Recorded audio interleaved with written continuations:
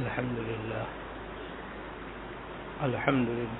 نحمده ونستعينه ونستغفره ونؤمن به ونتوكل عليه ونعوذ بالله من شرور أنفسنا ومن سيئات أعمالنا من يهده الله فلا مضل له ومن يضلله فلا هادي له وأشهد أن لا إله إلا الله وحده لا شريك له وأشهد أن سيدنا ونبينا ومولانا محمدا عبده ورسوله صلى الله تعالى عليه وعلى آله وأصحابه وبارك وسلم تسليما كثيرا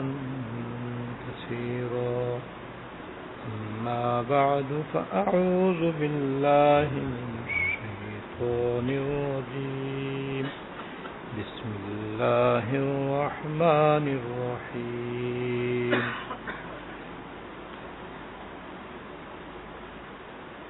ما عندكم ينفد وما عند الله باق صدق الله العظيم.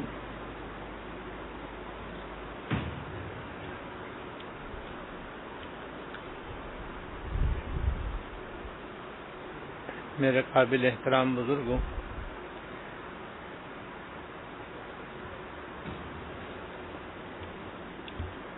حیات المسلمین کی روح نمبر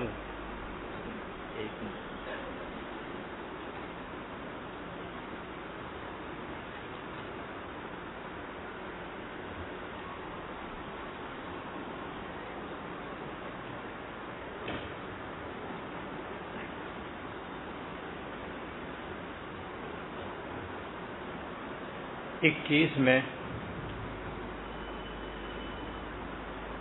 حکیم الامت حضرت مولانا تھانوی رحمۃ اللہ علیہ نے دین کی بہت ہی اہم اور بنیادی بات ارشاد فرمائی ہے، اور وہ ہے دنیا سے دل نہ لگانا اور آخرت سے دل لگانا۔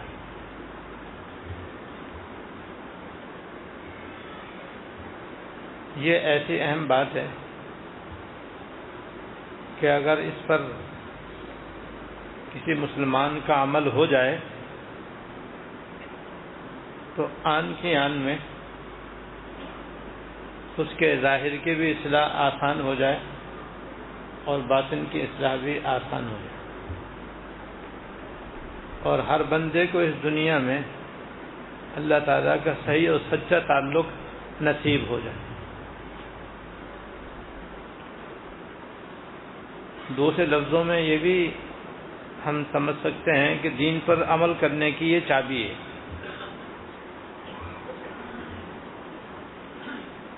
جیسے گھڑی کے اندر چابی ہوتی ہے، اس کو چلا دو تو گھڑی چل پڑتی ہے۔ اگر چابی نہ بھرو تو کتنی قیمتی گھڑی ہو، کتنی خوبصورت گھڑی ہو، کتنی مضبوط گھڑی ہو، وہ اپنی جگہ کھڑی رہے گی، چلے گی نہیں۔ بس اسی طرح ہمارے عمل کی زندگی کے لیے یہ چابی کی طرح ہے۔ اتنی اہم بات ہے کہ اگر ہمارا اس پر عمل ہو جائے تو اب تک جو ہم دین پر عمل کرنے والے پوری طرح نہیں ہیں، کہیں سستی ہے، کہیں غفلت ہے، کہیں کاہلی ہے، کہیں لاپرواہی ہے، دل چاہتا ہے کہ ہم بھی نیک بنیں لیکن نیک نہیں بنتے، دل چاہتا ہے گناہ چھوڑ دیں، گناہ نہیں چھوٹتے۔ تو ان سب کا علاج اس کے اندر ہے۔ اتنی اہم اور بنیادی یہ روح ہے اور اسی کے نتیجے میں انسان کی دنیا کی زندگی بھی پر راحت اور پر عافیت بن سکتی ہے اور آخرت میں بھی صلاح و فلاح نصیب ہو سکتی ہے۔ اور ہر مومن کی زندگی کا یہی مقصد ہے کہ دنیا میں بھی اس کو عافیت نصیب ہو، اللہ تعالیٰ کی رضا نصیب ہو، آخرت میں بھی اس کی آخرت کی پرلطف زندگی جس کو جنت کی زندگی کہتے ہیں وہ بھی نصیب ہو۔ یہ ہر مومن کی زندگی کا مقصد ہے۔ اس مقصد کو حاصل کرنے میں یہ روح اور یہ بنیادی بات بہت ہی اہم اور مؤثر ہے۔ اس لیے میں ہر مرتبہ عرض کرتا ہوں کہ توجہ کے ساتھ سنیں۔ اپنے ذہن میں جو دنیا کے اور ادھر ادھر کے بے شمار خیالات کا ایک سیلاب ہے جو ہمارے دماغ سے گزر رہا ہے، اس کو تھوڑی دیر کے لیے باہر کریں، پھر آ جائے، پھر ہٹا دیں، پھر ہٹائیں، آئے، پھر ہٹا دیں، اور ہٹا کے اپنا دل، اپنا ذہن اس بات کی طرف لگائیں جو اس کے اندر بیان کی جا رہی ہے، اور اس نیت سے توجہ دیں کہ ہمیں عمل کی توفیق دے، اور پھر کوشش بھی کریں۔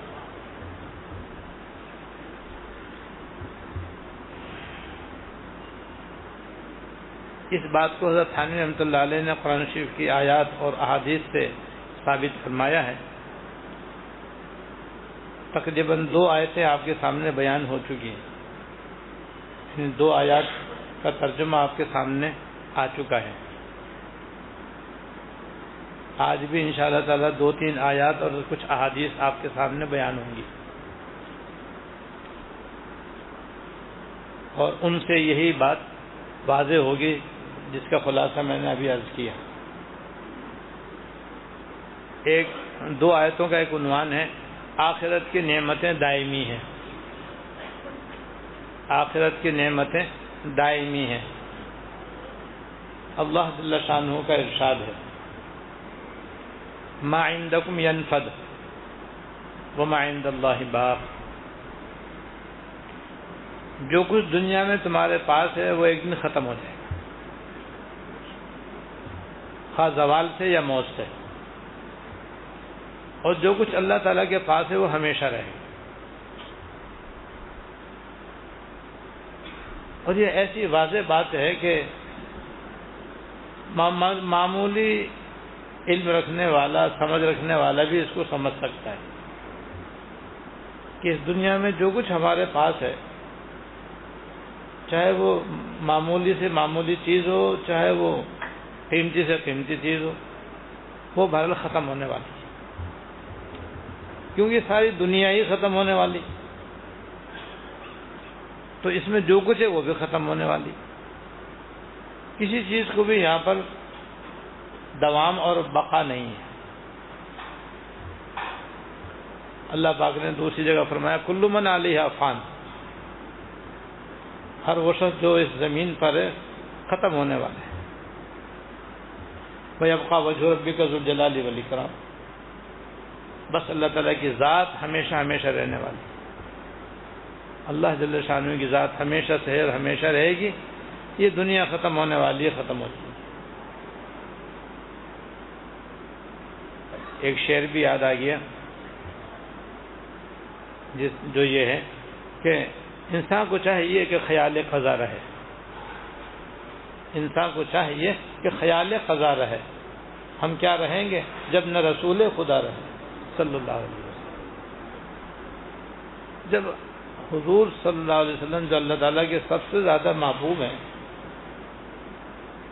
اور وہ اللہ تعالیٰ سے سب سے زیادہ محبت کرنے والے ہیں،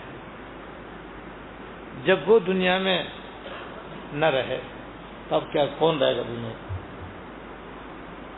اور دیکھ لو جب سے دنیا چلی ہے ہزاروں لاکھوں آدمی آئے اور چلے گئے، جس میں بڑے بڑے انبیاء علیہ الصلوۃ والسلام بھی ہیں، بڑے بڑے علماء و صلحاء بھی ہیں، بڑے بڑے اولیاء بھی ہیں، بڑے بڑے بادشاہ بھی ہیں، بڑے بڑے بہادر بھی ہیں، بڑے بڑے طاقتور بھی ہیں، اور بڑے بڑے مال و دولت کے مالک بھی ہیں، سب ختم ہو گئے۔ روزانہ یہ ہوتا ہے، ہم اپنے ساتھ دیکھتے ہیں کہ کتنی چیزیں ہم لاتے ہیں، کھاتے ہیں، پیتے ہیں، پہنتے ہیں، ختم. تو جیسے چیزیں ہمارے پاس آ رہی ہیں ختم ہو رہی ہیں، پیسے آ رہے ہیں تو ختم ہو رہے ہیں، کھانا آ رہا ہے تو ختم ہو رہا ہے، کپڑے آ رہے ہیں تو ختم ہو رہا ہے، پانی آ رہا ہے تو ختم ہو رہا ہے، ہم بھی تو ختم ہو رہے ہیں. تو دنیا کی ہر چیز ختم ہونے والی ہے. لہذا یہ دل لگانے کی چیز نہیں ہے. اور اللہ تعالیٰ کے پاس جو کچھ ہے وہ ہمیشہ رہنے والا ہے. اللہ تعالیٰ کے پاس آخرت میں اہل ایمان کے لیے جنت ہے، اور جنت کی ان گنت اور بے شمار نعمتیں ہیں جو ایسی ہیں اور ایسی ہیں کہ ہم یہاں اس کا تصور بھی صحیح معنی میں نہیں کر سکتے. تو جنت کی نعمتیں ہمیشہ رہیں گی. حدیث میں آتا ہے کہ جنت میں جب جنتی جنت میں چلے جائیں گے اور جہنمی جہنم میں چلے جائیں گے تو ان جنتیوں اور جہنمیوں کے درمیان میں ایک مینڈھے کو کھڑا کیا جائے گا اور کہا جائے گا دیکھو یہ کیا ہے. سب کہیں گے یہ موت ہے. موت کو ایک مینڈھے کی شکل میں درمیان میں رکھا جائے گا اور جنتیوں اور جہنمیوں سے کہا جائے گا دیکھو بھائی اس کو دیکھو. سب دیکھیں گے، سب گردن اٹھا اٹھا کے اس کو دیکھیں گے. اس کے بعد پھر ان کے درمیان میں اس کو ذبح کر دیا جائے گا. موت کو موت آ جائے گی. آخرت میں اس موت کو بھی موت آ جائے گی. یعنی اب آئندہ کوئی نہیں مرے گا. تو حدیث میں آتا ہے کہ جنتی خوشی کو کوئی انتہا نہ رہے، کیونکہ موت آنے کا خطرہ اب ہمیشہ کے لیے ٹل گیا. اب بے فکر ہو گئے کہ وہ اب جنت میں بھی ہیں اور اب ہمیشہ بھی ہیں. اب موت آئے گی نہیں کیونکہ اب موت خود مر چکی. تو ان کی خوشی کو انتہا نہ رہے گی اور جہنمیوں کے غم کی کوئی انتہا نہ رہے گی، یعنی کافروں کی. کیونکہ اب وہ ان کو ایک ہی سہارا تھا کہ بھئی اگر زیادہ بیماری ہوئی یا زیادہ عذاب ہوا، زیادہ تکلیف ہوئی تو مر جائیں گے اور بچ جائیں گے. اب موت آئے گی تو ان کے غم کی کوئی حد نہ رہے گی. تو جنت ہمیشہ ہمیشہ کے لیے، اور دوزخ کافروں کے لیے ہمیشہ ہمیشہ کے لیے. مگر یہ جنت کی نعمتیں جب ملیں گی جب دنیا میں رہ کر اپنا دل آخرت سے لگائیں گے.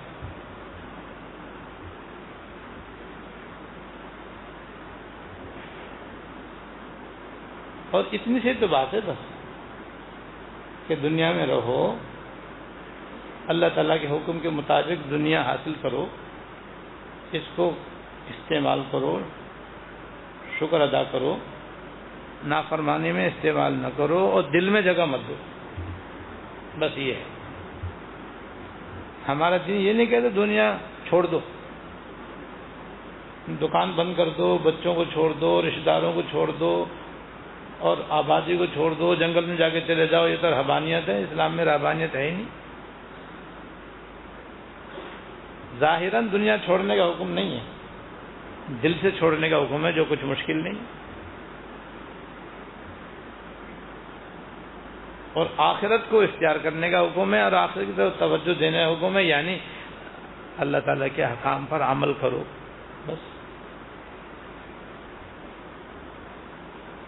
حضرت مولانا رومی رحمۃ اللہ علیہ نے اس کی بہت ہی پیاری مثال دی کہ دیکھو اگر دریا کے ایک کنارے سے دوسرے کنارے جانا ہو تو عام طور پر آدمی کشتی میں بیٹھ کر جاتا ہے. اب بجائے کشتی کے پانی کے جہاز آ گئے. چھوٹے بھی جہاز ہیں، بڑے بھی جہاز ہیں. پانی کے جہاز میں بیٹھ کر ادھر سے ادھر آدمی چلا جاتا ہے، لمبے لمبے سفر بھی کرتا ہے. تو حضرت مولانا رومی رحمۃ اللہ علیہ فرماتے ہیں جیسے پانی کے اندر کشتی ہوتی ہے تو دیکھو اگر پانی کشتی کے نیچے نیچے رہے اور باہر باہر رہے پھر تو کشتی میں بیٹھنے والے ایک کنارے سے دوسرے کنارے پہنچ جائیں گے. اپنی منزل پر بہرحال پہنچ جائیں گے۔ کشتی بھی ضروری ہے، پانی بھی ضروری ہے۔ پانی نہ ہو تو کشتی بیکار، پانی ہو کشتی نہ ہو تو بیکار، دونوں کی ضرورت ہے۔ اور تیسری بات یہ کہ دونوں ہوں تو یہ بھی ضروری ہے کہ پانی کشتی کے باہر اور نیچے رہے، اندر نہ آئے، تب کشتی پار ہوگی۔ اور اگر کوئی کشتی کے اندر سے ایک تختہ توڑ دے، تہ میں سے ایک تختہ توڑ دے اور پانی اندر آنا شروع ہو جائے تو کنارہ آ جائے گا؟ کشتی ڈوب جائے گی اور اس میں بیٹھنے والے بھی ڈوب جائیں گے۔ کیوں ڈوب گئے؟ پانی اندر آ گیا۔ پانی کشتی کے اندر آنا کشتی کے ڈوبنے کا ذریعہ ہے، اور باہر رہنا کشتی کے پار ہونے کا ذریعہ ہے۔ ہمیں ایسی دنیا جو ہے یہ پانی کی طرح ہے، سمندر کی طرح ہے، دریا کی طرح ہے، دل کشتی کی طرح، دل کشتی کی طرح۔ لہذا اگر دنیا کی محبت دل میں آ گئی تو ایسا ہے جیسے کشتی کے اندر پانی آ گیا، تو کشتی ڈوب جائے گی، منزل نہیں آئے گی۔ اور دل سے باہر دنیا رہے گی تو ایسا جیسے کشتی کے باہر پانی رہے اور بیٹھنے والے کشتی میں بیٹھ کے چلتے رہیں تو منزل پہ پہنچ جائیں۔ تو ہمارے دین میں اتنا مقصود ہے کہ بھئی دنیا میں رہو، دنیا کو جائز طریقے سے حاصل کرو، جائز جگہ استعمال کرتے رہو، مگر اپنے دل میں اس کی محبت مت ڈالو، اندر مت آنے دو اس کی محبت، اپنے دل سے باہر رکھو اس کی محبت، ورنہ دنیا کی محبت کا دل میں آنا ایسا جیسے کشتی کے اندر پانی کا آنا، جو کشتی ڈوبنے کا ذریعہ اور کشتی والوں کے ہلاک ہونے کا ذریعہ ہے۔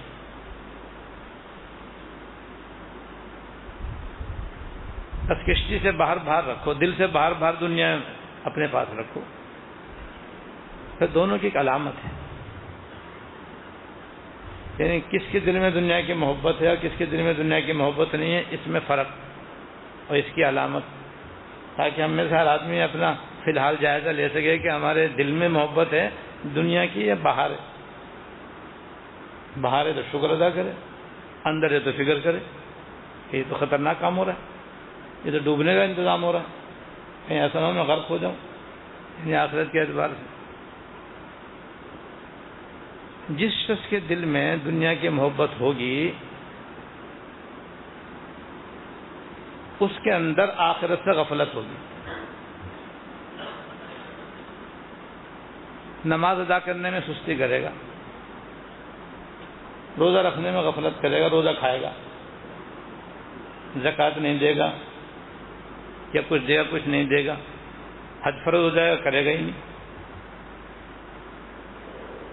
ماں باپ کے حقوق نہیں ادا کرے گا، میاں بیوی بچوں کے حقوق ادا نہیں کرے گا، بہن بھائیوں کے ساتھ بدسلوکی کرے گا، دوسروں کو دھوکہ دے گا، کم تولے گا، کم ناپے گا، حرام طریقے سے پیسہ کمائے گا، دنیا کمانے میں ایسا کھپ جائے گا کہ اللہ اس کے رسول ہی کو فراموش کر دے گا، گناہوں کے اندر بے دھڑک مشغول رہے گا، بس سمجھو دنیا کی محبت اس کے دل میں اتری ہوئی ہے۔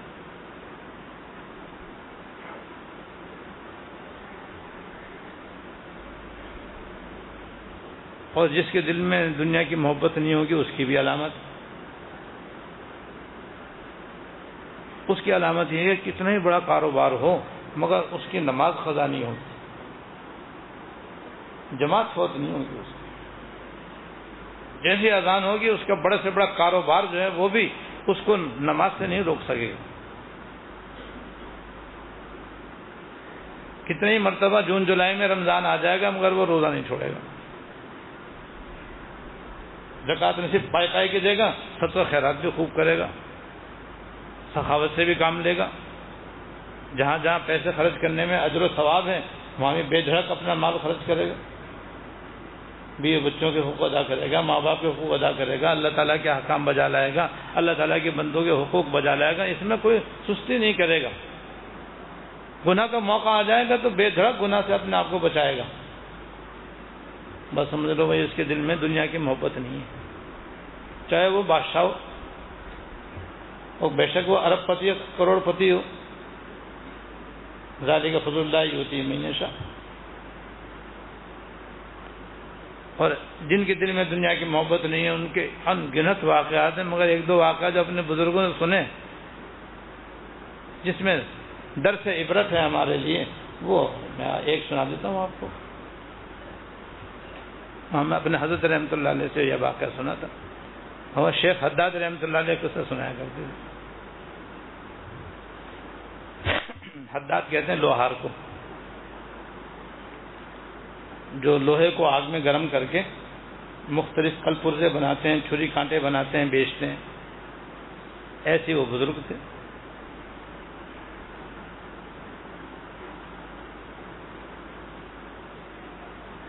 ان کا یہ حال تھا کہ صبح وہ اپنی دکان کھولتے تھے اور شام تک دکان پہ ڈیوٹی دیتے، اور شام تک بھٹی میں لوہا گرم کر کے چھری، چاقو، کینچی، کانٹے، درانتی وغیرہ بنا بنا کے بیچا کرتے تھے.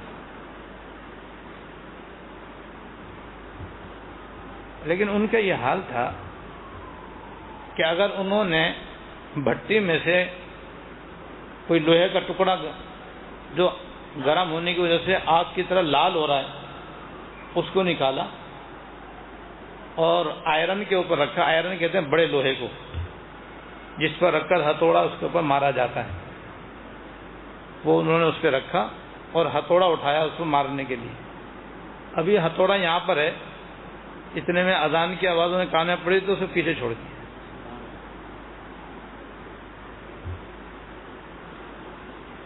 حالانکہ پیچھے بھی تو گرا ہے نا، وہ یہاں بھی تو گر سکتا تھا، لیکن اذان کی وجہ سے کہ بس بھائی اب حی علی الصلاح حی علی الفلاح کا سرکاری اعلان ہو گیا، اب صلاح و فلاح ہتھوڑا استعمال کرنے میں نہیں ہے، اب نماز میں. حالانکہ ایک مار مارنے میں لگتا کیا ہے. ان کی یہ شان تھی کہ اتنا بھی استعمال نہیں کرتے تھے ہتھوڑے کو، کہ نہیں بھائی بس اب اذان ہوگی بس. یہ ہے دیکھو ان کے دل میں آخرت کی فکر تھی، دنیا کی محبت نہ تھی.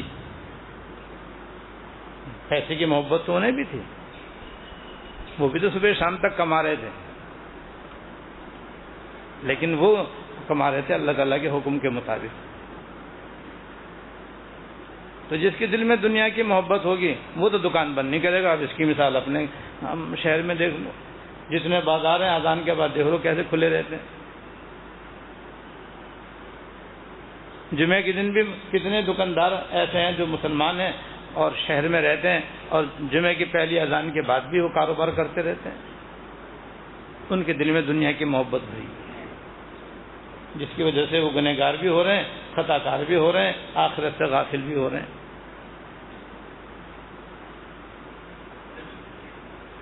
ہمارے حضرت رحمۃ اللہ علیہ اور دارالعلوم کے ڈرائیور تھے عرفان بھائی، بڑے نیک بڑے شریف انسان تھے. انہوں نے سنایا یہ بات کہ حضرت رحمۃ اللہ علیہ کی خدمت میں آتے رہتے تھے وہ. تو ان کا بارہا میں نے حضرت کو دیکھا کہ جو ہی اذان ہوئی تو حضرت تو دین کی خدمت ہی کرتے رہتے تھے. کبھی فتویٰ لکھ رہے ہیں، کبھی فتویٰ چیک کر رہے ہیں، کبھی اس پہ دستخط کر رہے ہیں، کبھی تفسیر لکھ رہے ہیں، کبھی کوئی اور دینی کام کر رہے ہیں. دینی کام ہی کر رہے ہوتے تھے عام طور پر. لیکن جیسی اذان ہوتا بس قلم رکھتے، بس وہی اذان ہوتی.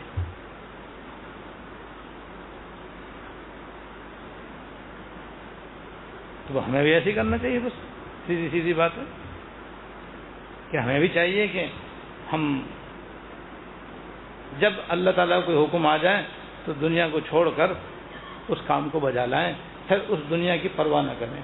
بس پھر یہ دنیا نہیں ہے، اللہ کا فضل ہے. ایک اور قصہ یاد آ گیا.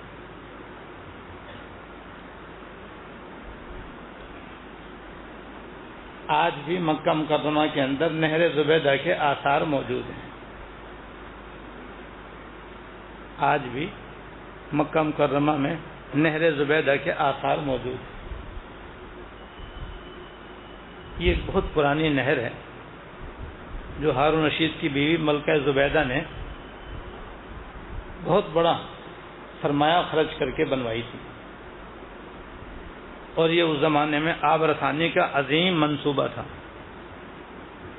جس سے سینکڑوں سال تک اہل مکہ کو پانی فراہم ہوا، اور انہوں نے دور دور سے چشموں اور نالوں وغیرہ سے ایک خاص منصوبے کے تحت 20 میل سے مکہ مکرمہ پانی پہنچایا۔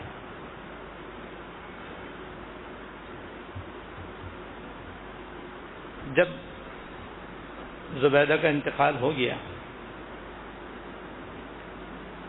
تو کسی نے اس کو خواب میں دیکھا اور پوچھا کہ کیا معاملہ ہوا؟ تو اس نے کہا کہ میری اللہ تعالیٰ کی جناب میں پیشی ہوئی اور مجھے اللہ تعالیٰ کی بارگاہ میں پیش کیا گیا۔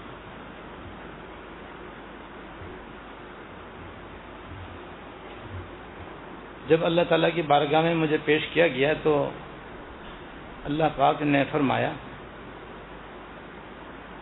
کہ تو یہ سمجھ رہی ہوگی کہ تو نے نہر زبیدہ بنوائی ہے، لہذا اس کی وجہ سے تیری بخشش ہو جائے گی۔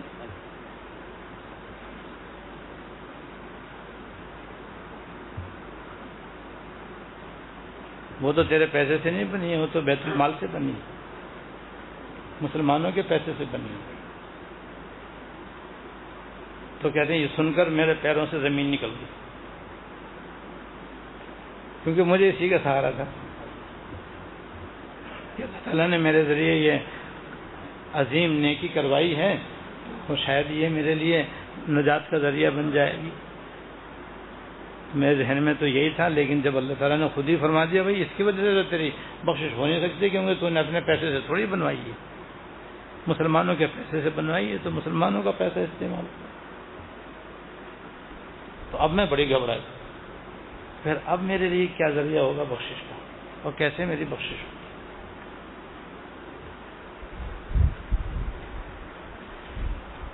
پھر اللہ پاک نے مہربانی فرمائی اور فرمایا ہاں تمہارا ایک عمل ہمارے علم میں ہے، اس کی وجہ سے ہم تمہاری بخشش کریں گے۔ اور پھر یہ فرمایا کہ جب اذان ہوتی تھی تم اپنا دوپٹہ سر پہ رکھ لیا کرتے، اور تمہارا یہ عمل ہمیں پسند آئی، اس پر ہم تمہاری بخشش کرتے ہیں۔ وہ کرشمے شان رحمت دکھائے روز محشر میں، چکھوٹا ہر بے گناہ میں بھی گنہگاروں میں۔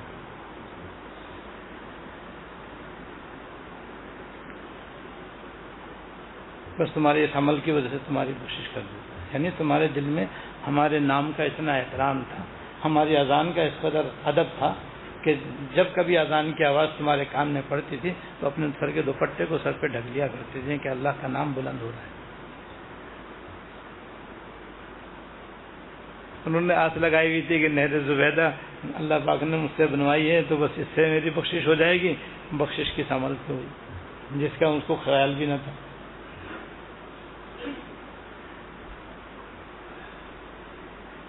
اسی اللہ کے نام کی عظمت کا ایک اور واقعہ اسی جیسا حضرت تھانوی رحمۃ اللہ علیہ کے مواعظ میں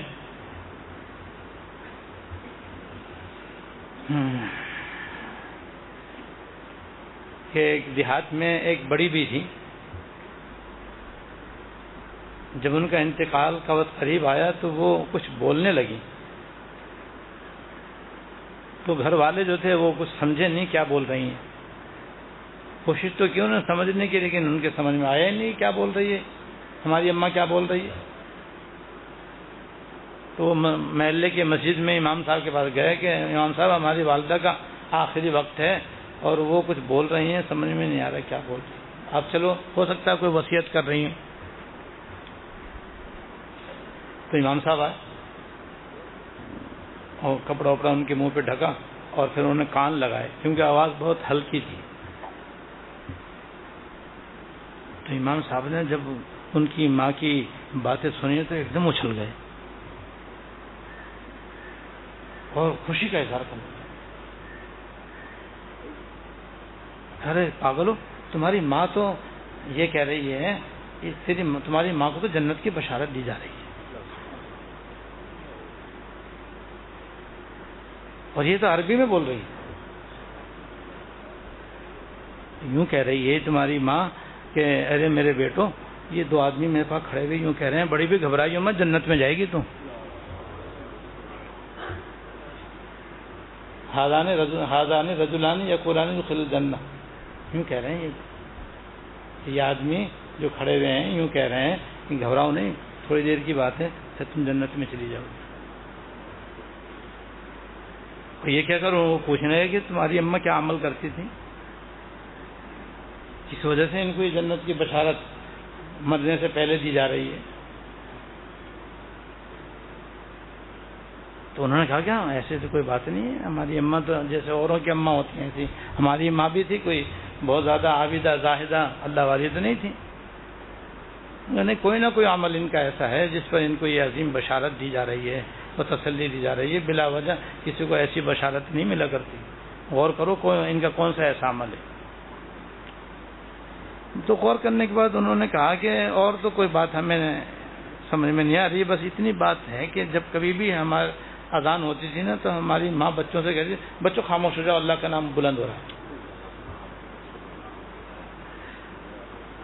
بس یہ کرتی تھی، بچوں خاموش ہو جاؤ، اللہ تعالیٰ کا نام اونچا ہو رہا ہے، بولو مت، آواز بند، منہ بند کر لو. بس یہی اللہ کے نام کی عظمت جو ہے بس اس نے اس کا بیڑا پار کر دیا.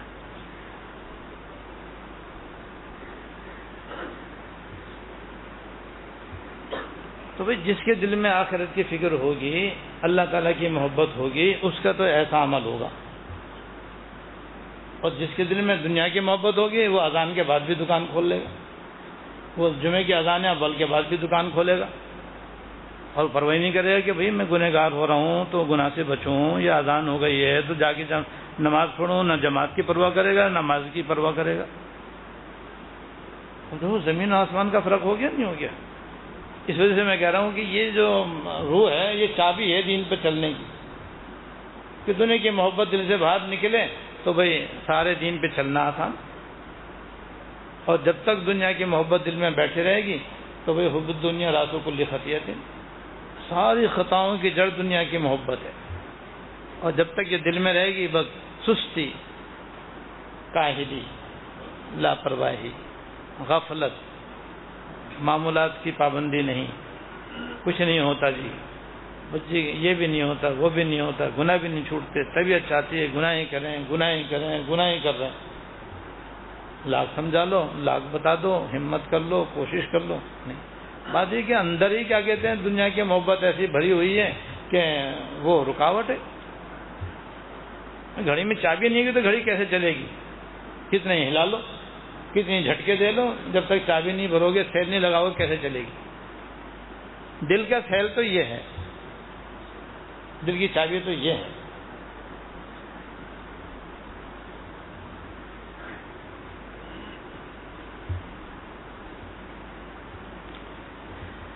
اس لیے جو کچھ اللہ تعالیٰ کے پاس ہے وہ ہمیشہ رہنے والا ہے. مقصد یہ ہے کہ اس سے دل لگاؤ، اور تمہارے پاس جو کچھ ہے وہ ختم ہونے والا ہے. مقصد یہ ہے کہ اس سے دل ہٹاؤ.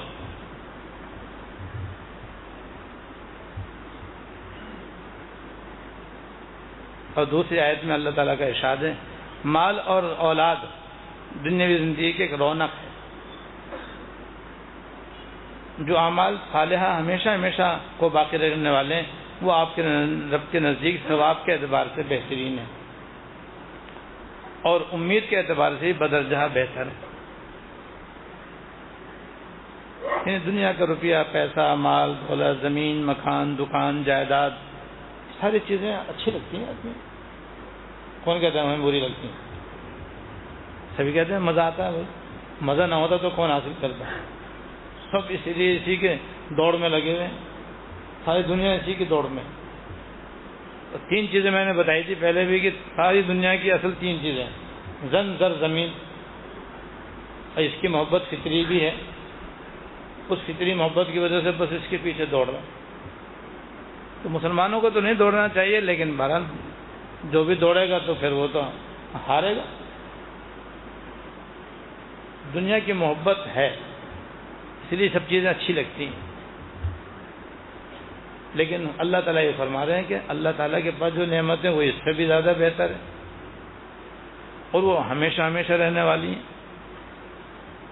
ثواب کے اعتبار سے بھی اور اللہ تعالیٰ سے امید لگانے کے اعتبار سے بھی. کیوں؟ وہ دائمی ہیں، وہ ابدی ہیں، وہ سرمدی ہیں، وہ ہمیشہ ہمیشہ کے لیے ہیں. دنیا کی نعمتیں تو آخرت کی نعمتوں کے مقابلے میں کچھ بھی نہیں ہیں. یہ بتلانے کا مقصد یہ ہے کہ دنیا سے دل ہٹا کر آخرت سے لگاؤ. چنانچہ حضرت فائدے میں تحریر فرماتے ہیں عقل مند لوگوں کو نیک اعمال میں لگے رہنا چاہیے، اور اعمال صالحہ پر جو امیدیں وابستہ ہوئی ہیں وہ آخرت میں پوری ہوں گی. نیک اعمال کے انجام دینے کا اصلی بدلہ دنیا میں نہیں سامنے آئے گا، وہ ادھار ہے، وہ ادھار ہے. بس یہاں اللہ تعالیٰ کے حکم کی وجہ سے کرتے رہو اور اللہ تعالیٰ سے ثواب کی امید رکھو، اجر کی امید رکھو، پھر وہاں جا کر کے یہ سب کچھ ملے گا انشاءاللہ. بخلاف دنیاوی ساز و سامان کے کہ اول تو دنیا کی ساز و سامان سارے آدمی کو دنیا میں ملتے ہی نہیں، یعنی کہ ہزاروں لاکھوں آدمی طرح طرح کی امیدیں دنیا سے وابستہ کر کے رہتے ہیں. سب کو تھوڑی ساری امیدیں پوری ہوتی ہیں، سب عام طور پر پوری ہوتی نہیں. اور جب دنیا میں پوری نہیں تو آخرت میں کیسے پوری ہوں گی؟ لہذا دنیا کی امیدیں آدمی کم سے کم کرے، آخرت کی امیدیں زیادہ سے زیادہ لگائے. جس کا مطلب یہ ہے کہ آخرت کے اعمال زیادہ سے زیادہ کرے، دنیا حاصل کرنے کے اسباب بقدر ضرورت اختیار کرے.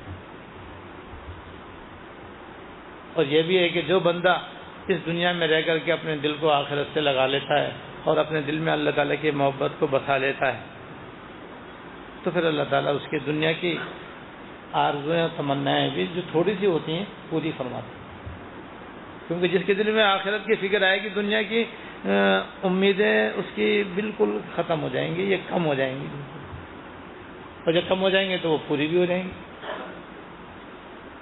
اس کے دل میں بجائے حرص کے قناعت ہوگی، جو راحتی گنجی، بس جو کچھ مل رہا ہے یہ میری طاقت سے زیادہ مل گیا، میں اس کے بلائق نہیں ہوں، شکر ہے یا اللہ آپ نے جو کچھ دیا بہت عطا فرما دیا. اب آئے کیا سوچے گا وہ؟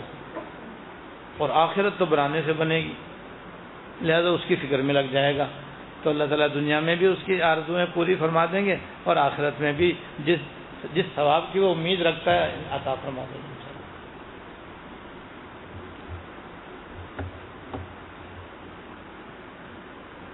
ایک واقعہ مجھے یاد آیا، پہلے بھی شاید ایک دفعہ سنایا تھا.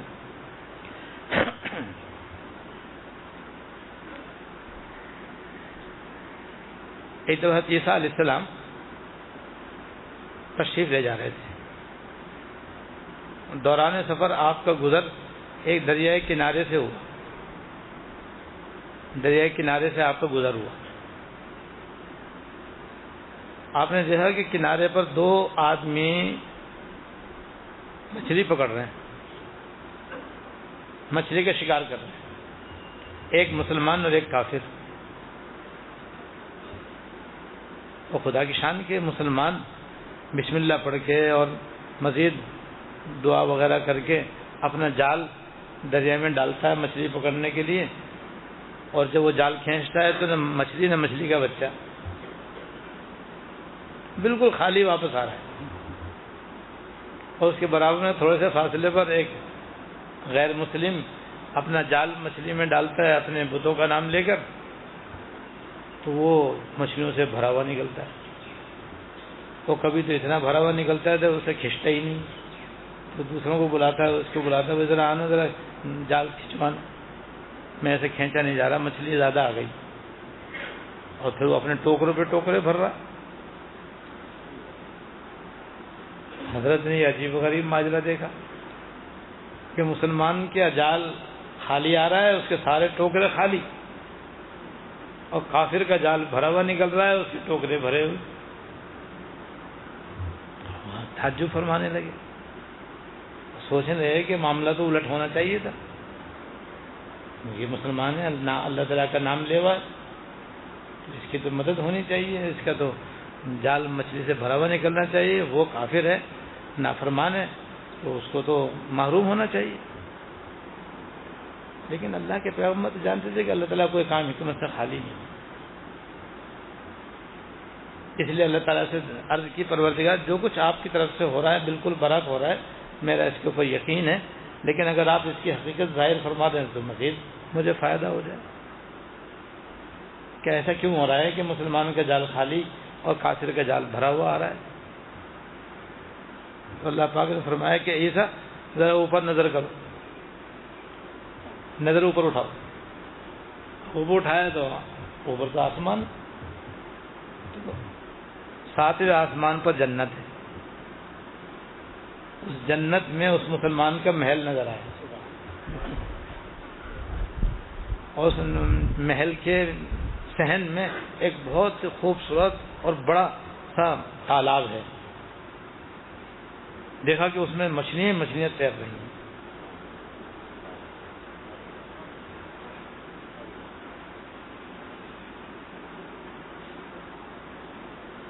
مطلب یہ تھا کہ یہ مسلمان دنیا میں جال کے خالی آنے پر صبر کر رہا ہے، تو ہم اس کا پھل وہاں جمع کرتے ہیں، جب یہ جنت میں آئے گا تو اس کو ساری مچھلیاں یہاں مل جائیں گی ہم اس کی مچھلیاں یہاں جمع کر رہے ہیں۔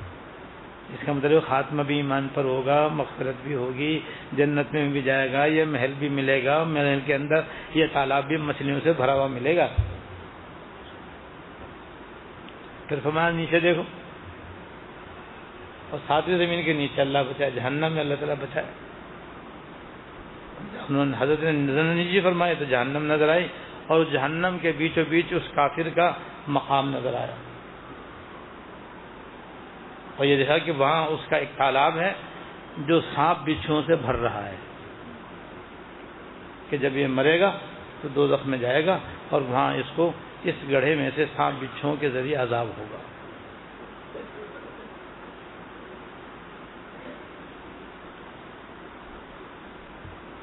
تو حضرت عیسیٰ علیہ السلام نے فرمایا، اللہ پاک نے حضرت عیسیٰ علیہ السلام سے فرمایا کہ بھائی اب تم اس مسلمان سے جا کے پوچھ لو، اگر آپ کو اس پہ اتنا طرح آ رہا ہے تو آپ اس سے جا کے پوچھ لو، اگر یہ کہے تو ہم اس کی مچھلیاں یہیں بھیج دیتے ہیں، بجائے وہاں رکھنے کے یہاں بھیج دیتے ہیں، یہاں بھی ہم ٹوکرے بھر دیں گے، اور اگر وہ چاہے تو وہاں کے لیے تیار ہو جائے، وہاں پہ آ کے لے لیں۔ ساری بات واضح ہو گئی کہ جو کچھ اللہ تعالیٰ کر رہے ہیں بالکل صحیح ہو رہا ہے۔ اب حضرت عیسیٰ علیہ السلام اس مسلمان کے پاس گئے اور اس سے ملاقات کی، اس سے بات چیت کی، اور اس سے کہا کہ بھائی یہ تو میں دور سے دیکھ رہا ہوں کہ تمہارے جال تو خالی نکل رہے ہیں اور اس کا جال جو ہے بھر بھر کے نکل رہا ہے، تو بھائی مجھے تو بڑا خیال ہوا تمہارا۔ اور پھر میں نے اللہ تعالیٰ سے دعا کی کہ یا اللہ اس کا مسلمان کے جال خالی اور اس کا بھرا ہوا نکل رہا ہے، تو مجھے اللہ پاک نے تمہاری جگہ دکھلائی ہے، وہاں تمہارے لیے مچھلیاں جمع ہو رہی ہیں، تو کہو تو میں دعا کر دوں تمہاری مچھلیاں بجائے وہاں جمع ہونے کے یہاں جال میں آ جائیں۔ انہوں نے حضرت میں وہیں لے لوں گا، میں کون سے روز بھوکا مرتا ہوں، بچپن سے لے کر اب تک روز کھاتے ہی ہوں، کبھی جال بھروا بھی آ جاتا ہے، ہم مہینہ نکل جاتا ہے، کبھی خالی بھی آتا ہے، تو وہاں جمع ہو جانا یہاں سے تو بہتر ہے، میں وہیں لوں گا حضرت، میں یہاں نہیں لے رہا۔ سبحان اللہ۔ اب ایسا کوئی یقین کر لے بن دیکھے تو سبحان اللہ، یہ ہے ایمان، ایمان بالغیب معتبر ہے۔ بس تم اللہ اس کے رسول کی بات پر ہم سب اس طرح یقین رکھیں کہ ہم دیکھ کر ہمیں اتنا یقین نہ ہو جیسے ان کی بات پر سن کر ہمیں یقین اور ایمان۔ تو بس کسی مومن کو اگر دنیا میں روزی کی تنگی ہے، کبھی نفع ہے کبھی نقصان ہے، تو اس میں حکمت ہے اللہ تعالیٰ کی۔ بس ہمیں اللہ کی اور آخرت کی فکر غالب رکھنی ہے. دل میں دنیا کی محبت کو دل سے دنیا کی محبت کو نکال کر باہر رکھنا ہے. دل میں صرف اللہ اس کے رسول کی محبت رکھنی ہے, آخرت کی فکر رکھنی ہے, گناہوں کو چھوڑنا ہے, نیکیوں کو اختیار کرنا ہے. یہ ہے تو بس ہم دل کے اندر دنیا کی محبت نہیں ہے, آخرت کی فکر ہے. اور یہی اللہ تعالیٰ کی آخرت کی نعمتوں کو اختیار کرنا ہے. اور دنیا میں تو بھائی جو روزی اللہ پاک نے لکھ دی ہے وہ تو مل کے رہتی ہے, مل رہی نہیں مل رہی بچپن سے اب تک. اور کتنا یقین کریں گے, اتنا لمبا تجربہ ہو گیا بھائی. اور کسی کو 20 سال ہو گئے تجربہ کرتے ہوئے, کسی کو 40 سال ہو گئے, کسی کو 60 سال ہو گئے. ماں کے پیٹ سے کھاتے ہوئے آ رہے ہیں, پیتے ہوئے آ رہے ہیں, اور باہر نکلتی کپڑے پہنتے ہوئے آ رہے ہیں. تو اور کتنا تجربہ کریں گے. بس اب یقین رکھو گے جو قسمت میں لکھا ہے وہ تو ملے گا. بس دنیا سے دل نہیں لگانا ہے. بس دل لگانا ہے تو اللہ تعالیٰ سے لگانا ہے, آخرت سے لگانا ہے, آخرت کے ثواب سے لگانا ہے, آخرت کی نعمتوں سے دل لگانا ہے. بس جو دل لگائے گا تو بس پھر سمجھو وہاں پر سب کچھ ملے گا انشاءاللہ. اور اتنا ملے گا کہ آخری اس حدیث کو سنا دیتا ہوں کہ جو سب سے آخر میں, جو مسلمان سب سے آخر میں سب سے آخری اور سب سے آخر میں جو جہنم سے نکل کر جنت میں جائے گا, تو حدیث میں آتا ہے کہ یہ ساری دنیا اس سے 10 گنا زیادہ اس کو ملے گا. تو باقی جو اس سے پہلے ہوں گے ان کا کیا ٹھکانہ ہوگا بھائی. اور جنت اتنی وسیع اللہ پاک نے بنائی ہے کہ سب کو جنت میں بسانے کے بعد بھی خالی رہے گی. تو اللہ تعالیٰ اب ایک اور مخلوق کو پیدا فرمائیں گے جنہوں نے کوئی عمل نہیں کیا ہوگا, اور جنت میں بسا دیں گے. تب جا کے جنت مکمل آباد ہوگی. اتنی بڑی تو جنت.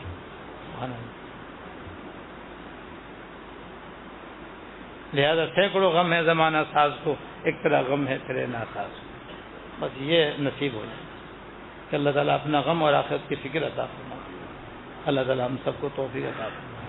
واقع دعوانا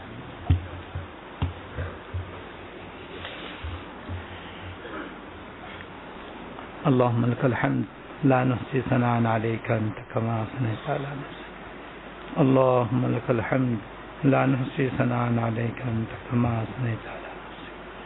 اللهم صل على سيدنا ومولانا محمد وعلى آل سيدنا ومولانا محمد وبارك وسلم.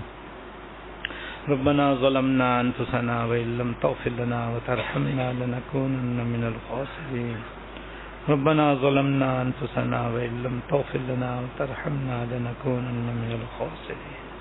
ربنا آتنا في الدنيا حسنة وفي الآخرة حسنة وقنا عذاب النار. ربنا هب لنا من أزواجنا وذرياتنا قرة أعين واجعلنا للمتقين إماما. اللهم اغفر لنا وارحمنا وعافنا واعف عنا. اللهم وفقنا لما تحب وترضى من القول والعمل والفعل والنية والهدي إنك على كل شيء قدير. یا ارحم الراحمین, یا رب العالمین, یا حی یا قیوم, یا ذو الجلال والاکرام. ہم سب کے اگلے پچھلے چھوٹے بڑے خفیہ علانیہ سارے گناہوں کو معاف فرما.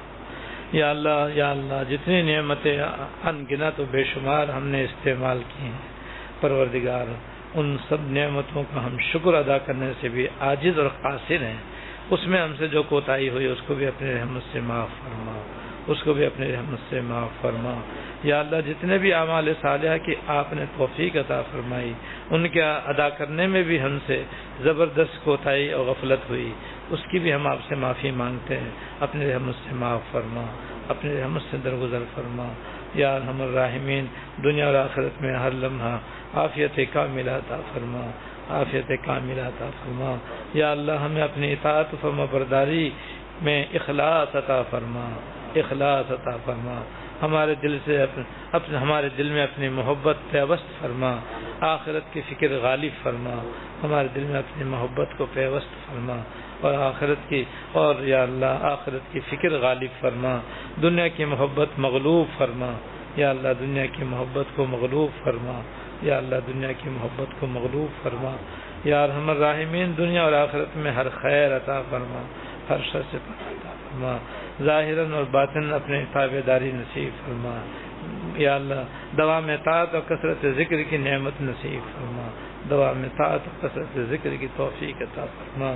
سرکار دو عالم صلی اللہ علیہ وسلم نے آپ سے دنیا اور آخرت کی جتنی بھلائیاں مانگی ہیں سب عطا فرما یا اللہ، سب عطا فرما، اور جن جن چیزوں سے پناہ مانگی ہے ہم سب کو ان سے پناہ عطا فرما، اور ضرور ہم سب کا خاتمہ خالص اور کامل ایمان پر فرما یا اللہ، ہمارا سب کا خاتمہ کامل اور خالص ایمان پر فرما یا اللہ۔ جو حضور کی امت میں سے 70,000 بغیر حساب و کتاب کی جنت میں جائیں گے، اپنی رحمت سے ہمیں ان میں شامل فرما، ہمیں ان میں شامل فرما یا اللہ، ہمیں ان میں شامل فرما۔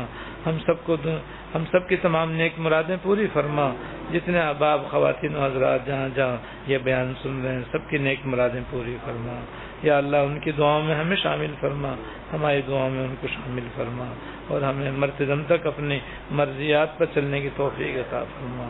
ربنا تقبل منا انك انت السميع العليم وتب علينا انك انت التواب الرحيم صلی اللہ تعالی علی النبی الکریم محمد و آلہ و اصحابہ اجمعین آمین برحمتک۔